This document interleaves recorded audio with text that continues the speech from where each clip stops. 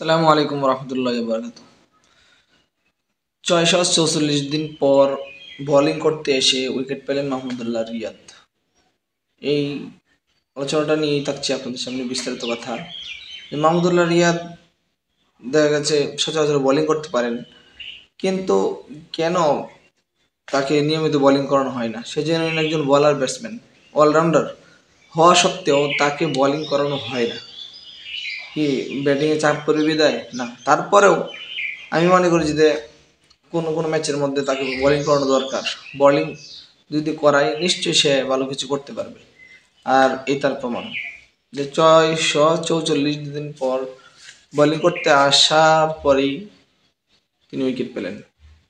যাই হোক, ক্রিকেট বিশ্লেষকদেরকে আর যারা বোর্ড করতে তাদেরকে জানাতে চাই এই কথাই যে মাহমুদুল্লাহ রিয়াদ যদি বোলিং করে নিশ্চয়ই আশা করি সে ভালো করবে।